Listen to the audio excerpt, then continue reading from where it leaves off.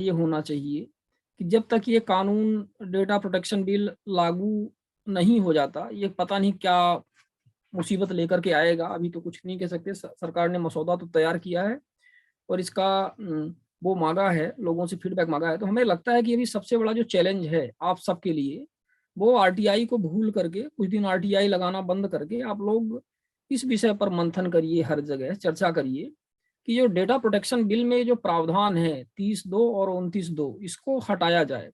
मतलब over riding effect कोई कानून रखता है वो तो एक नेचुरल है, उसकी कोई दिक्कत नहीं है, तो वो रखे, लेकिन आरटीआई कानून पर ओवर राइडिंग इफेक्ट ना रखे, वो चीज वहां से हटाना है। और दूसरा 81J को जो पूरी तरह से हटा रहे हैं उसको, तो ये हमें लगता है कि आप लोगों को ज्यादा चर्चा करनी चाहिए, डिफेंड करना चाहिए। आरटीआई में आवेदन हमने लगाया, उन्होंने जवाब नहीं दिया, हमें अपील में जाना, ये तो बहुत छोटी चीजें अब रह गई हैं। क्योंकि जब आरटीआई कानून ही नहीं बचेगा तो आप क्या आरटीआई लगाओगे, क्या आवेदन करोगे, क्या अपील करोगे, क्या एक्सपेक्ट करोगे? तो ये बहुत छोटी चीजें हमारे ख्याल से। अब जो बिगेस्ट चैलेंज है, जो बड़ा चैलेंज है आरटीआई के लिए और आरटीआई के लिए काम करने वाले लोगों के लिए, हमें लगता है कि उसमें अब जागने की जरूरत है। अभी तक अब बहुत सारे लोग सो रहे थे, तो अभी लगातार हम लोगों ने ये कार्यक्रम भी इतनी मर्तबा आयोजित किया है, इतना इसका ज्यादा प्रचार प्रसार किया है कि शायद आरटीआई लगाने वाले और आरटीआई को जानने वाले जो लोग हैं, आरटीआई एक्टिविस्ट हैं, इनसे कहीं ज्यादा इसके विरोध में, जो इसका विरोध करने वाले हैं, उनको इसका पता चल गया है कि आखिर क्या बला है ये डेटा प्रोटेक्शन बिल, और इसमें जो प्रावधान लाया जा रहा है ये किस तरह से आरटीआई कानून को नुकसान करेगा।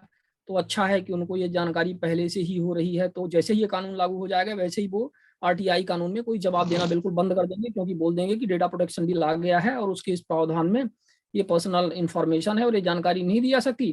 तो जो भी थोड़ी बहुत आपको जानकारी मिल रही है वो भी जानकारी नहीं मिलेगी। तो हमें लगता है कि जितने लोग हैं, तो आप लोगों के लिए एक, यदि आप आरटीआई में बने रहना चाहते हैं, आरटीआई लगाते रहना चाहते हैं, पारदर्शिता के लिए काम करते रहना चाहते हैं, देश के लिए कुछ आपके विचार यदि हैं, तो आप लोगों को सारी चीजें भूल करके वर्तमान में जब तक डेटा प्रोटेक्शन बिल लागू नहीं हो जाता है, तो इसके जो ऐसे प्रावधान है जिसकी वजह से आरटीआई कानून को नुकसान होने वाला है, उसके विषय में अधिक से अधिक चर्चा करनी चाहिए, लोगों के बीच में जाना चाहिए, जहां तक आपकी पहुंच हो।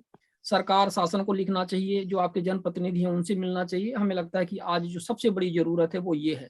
अब आप लोग क्या समझते हैं वो आप लोग समझ सकते हैं कि आपके क्या विचार हो सकते हैं, आप क्या करना चाहते हैं, लेकिन हमारे ख्याल से ये ज्यादा महत्वपूर्ण है। अभी तो हमें लगता है कि जब तक डेटा प्रोटेक्शन बिल लागू नहीं हो जाता तो मतलब और किसी चीज के बारे में बात करने की जरूरत ही नहीं बची है। क्योंकि एक कहते हैं ना कि एक हमारे लिए जो खतरा सामने खड़ा हुआ है, यदि हम उसको डील ना करें और हम ये इधर उधर की सब बातें करें तो उसका कोई पॉइंट नहीं बनता है ना। तो इस तरह से हमारा विचार है। आशीष नारायण जी, स्वागत है आपका।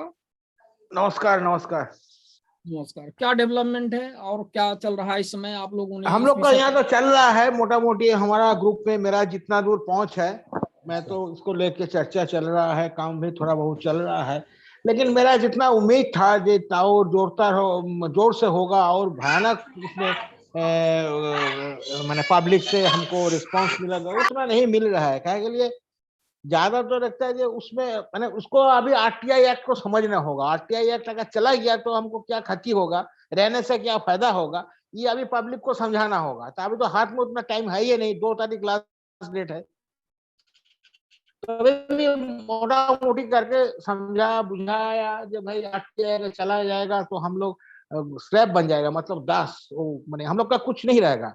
कोई भी सरकारी दफ्तर में जाके कुछ मांगेंगे या देखना चाहेंगे वो सीधा वो डीपीडीपी को दिखा देगा, जब भाई कानून है दिखा नहीं जाएगा। सबसे बड़ा समस्या ये हो जाएगा, क्रिमिनल का पूरा एकदम रामराज हो जाएगा। काय के लिए मान लीजिए कोई ऑफिस में अब जी आप जानते हैं फलाना आदमी फलाना ऑफिसर करप्टेड है, वो करप्शन करता है, आप उसका बारे में कुछ भी इंफॉर्मेशन मांगिएगा सीधा बोल देगा पर्सनल इंफॉर्मेशन है, नहीं मिलेगा। मतलब करप्शन भी पर्सनल इंफॉर्मेशन में आ जाएगा। चोर बोलेगा हम चोरी करता है, ठीक है भाई, लेकिन हम बताएंगे नहीं कैसे हम चोरी करता है, कहाँ चोरी किया, क्या के लिए पर्सनल इंफॉर्मेशन है। डीपीडीपी बिल में हेलो हेलो शिवानंद जी, हेलो, आपकी आवाज आ रही है सर, बोलिए। हाँ, तो ये हो जाएगा, मतलब करप्शन का इतना इंक्रीज हो जाएगा, बढ़ जाएगा करप्शन, जे मैंने आम पब्लिक को टिकना मुश्किल हो जाएगा। मैं तो इतना समझ में आया हमको, हम हमारा जो ड्यूटी था हमने कर दिया। मेरा जान पहचान जितना भी था यहाँ लोकल में, वो लोग को भी हम जबरदस्ती करवाया, तुम चिट्ठी लिखो सीधा पीएम को भेजो, बीच में कोई रास्ता नहीं है, सोचने का नहीं है। ये अगर चला जाएगा तो हम लोग का माने जीना मरना एक हो जाएगा, माने जीने से फायदा कुछ नहीं रहेगा। हाँ, हम तो यही बताना चाहते हैं। ओके, देखते हैं आगे पार्टिसिपेंट लोग का क्या ओपिनियन है।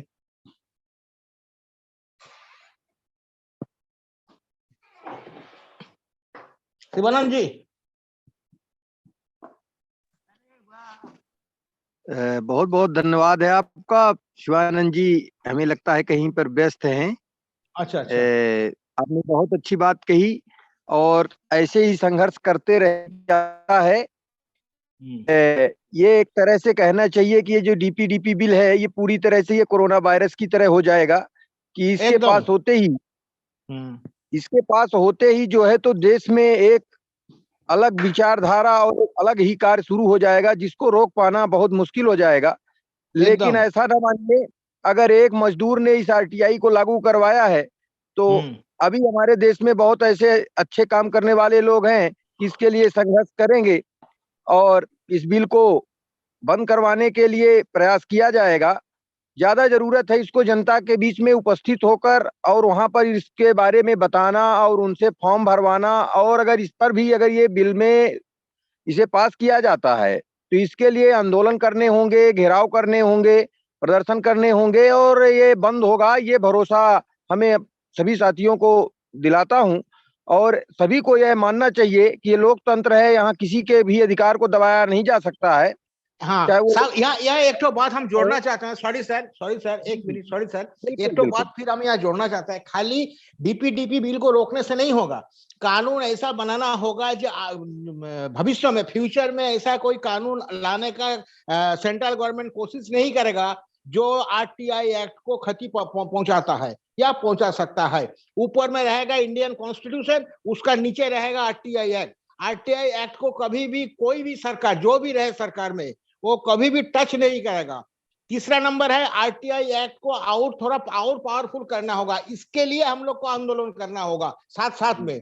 अगर एक चीज हम मोटा मोटा बता रहे हैं एकदम आम पब्लिक के लिए, देखिए साहब, मैं टैक्स देता हूं, आप टैक्स देते हैं, हम लोग सब कोई टैक्स देते हैं। हमारा टैक्स का पैसा कहाँ खर्चा होता है हमको अगर ये जानने का अधिकार नहीं रहेगा तो इस देश में रह के हमको फायदा क्या है? बिल्कुल बिल्कुल, हमको टैक्स देना होगा, लेकिन तुम हमारा टैक्स का पैसा ले जाके क्या कर रहे हो, कहाँ कहाँ खर्चा कर रहे हो, हमको जानने का अधिकार नहीं है। क्या के लिए पर्सनल इंफॉर्मेशन है। सभी अगर पर्सनल इंफॉर्मेशन हो जाएगा तो विजय माल्या, मेहुल चौस्की, नीरव मोदी तो डेली डेली बढ़ते जाएगा, बोले पर्सनल इंफॉर्मेशन है, हम बैंक का रुपया खा गया, घोटाला कर दिया, बताएंगे नहीं, क्या के लिए मेरा पर्सनल इंफॉर्मेशन है। हमको एक चीज समझ में नहीं आता है, ये बिल का जो ड्राफ्ट किया है वो किस अंदाज में बिल को ड्राफ्ट किया है। जो चोर लोग को बढ़वा देने के लिए किया है, जितना भी क्रिमिनल है इसको राम राज मिल जाए चोरी करने का, ये हमको दिमाग में नहीं है। जिस दिन से मैंने ये पिटीशन भेजा है पीएम ऑफिस में और हम लोग का दोस्त भी भेजा है, जो उस दिन से हम रात दिन एक ही चीज सोच रहा, ये ई बिल को जो ड्राफ्ट किया है वो किस अंदाज से किया है, वो क्या चाहता है। देश में क्या एनआरकी फैला जाए, ये नॉर्थ कोरिया बन जाए या चीन बन जाए?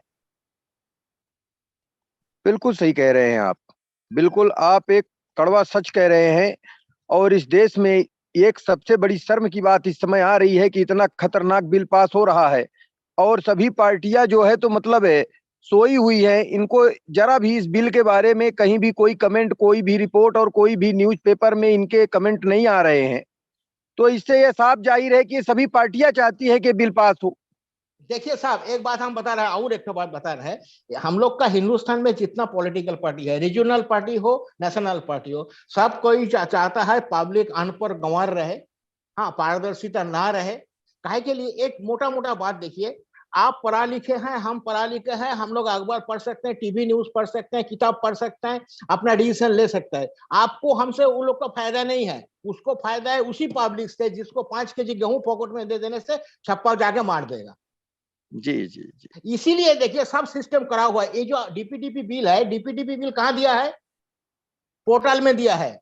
पोर्टल हाँ, में दिया। ऑनलाइन आपको देखना होगा। आप बताइए साहब, हाँ, यूपी, बिहार, बंगाल, कोई भी स्टेट का दूर दराज गांव में जो अनपढ़ लोग रहते हैं वो क्या समझेगा इसका? आप कंप्यूटर ले जाके उसका सामने खोल के दिखाइएगा, पढ़ के सुनाइएगा। आशीष नारायण जी हमारे हाँ। बीच में माननीय शैलेश सर जुड़ चुके हैं, लेकिन सर हाँ, मैं हाँ। सत्यानंद मिश्रा साहब से बात किया हूँ, पूर्व केंद्रीय सूचना आयुक्त, मुख्य सूचना आयुक्त, वो 5 मिनट में जुड़ने के लिए उन्होंने आश्वासन दिया है, तो थोड़ा सा इंतजार करना पड़ेगा अभी। और हम लंबा लेक्चर दे दिया हाँ, साहब, माफ कीजिएगा, मैंने लंबा लेक्चर दे दिया। नहीं, कोई ऐसी बात नहीं है, जो भी लेक्चर दिया आप लोगों ने जायज है, और जनता ही बोलेगी, जनता की सुनी जानी चाहिए, क्योंकि लोकतंत्र है ना। तो लेक्चर हमें थोड़ी ना कि हमेशा नेताओं के ही हम लेक्चर सुनेंगे, जनता भी बोले और उनकी भी सुननी चाहिए, और ये कार्यक्रम तो जनता के लिए है विशेष तौर से। चलिए आप शैलेश साहब का ओपिनियन लेते हैं। हाँ सर यदि कुछ मार्गदर्शन देना चाहें तो बिल्कुल स्वागत रहेगा। सर अपने आप को अनम्यूट कर लें।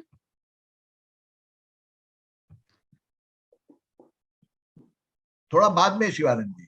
जी जी बिल्कुल सर, वही मैं भी कह रहा था, थोड़ा सा और मिश्रा जी भी जुड़ जाएं और अन्य सूचना आयुक्त गण जुड़ जाएं, तो फिर ये कार्यक्रम प्रारंभ किया जाए। तब तक आप लोगों के विचार सादर आमंत्रित हैं। आशीष नारायण जी आपने बहुत अच्छा, कोई सवाल हो तो वो भी शायद। हाँ यदि कोई सवाल आप लोगों के हो तो आप पूछ सकते हैं। हाँ, शैलेश साहब को एक चीज थोड़ा नॉलेज में देना चाहता हूँ। साहब गुड मॉर्निंग, मैं आशीष नारायण विश्वास बंगाल से बोल रहा हूँ। नमस्कार आशीष जी। मेरा बात है, अभी एक आंदोलन हम लोग को साथ साथ में शुरू करना चाहिए। मेरा जितना भेजा में घुसा है, इसमें सेंट्रल गवर्नमेंट को सीधा सीधा बोलना है, आरटीआई एक्ट को मोर पावरफुल करने के लिए आप सुझाव मांगिए पब्लिक से। हम लोग आरटीआई एक्ट का और मोर पावरफुल चाहता है, जाके हमको इंफॉर्मेशन के लिए हाई कोर्ट में जाके दर्जा खटखटाना ना पड़े। आपका क्या राय है? आशीष जी।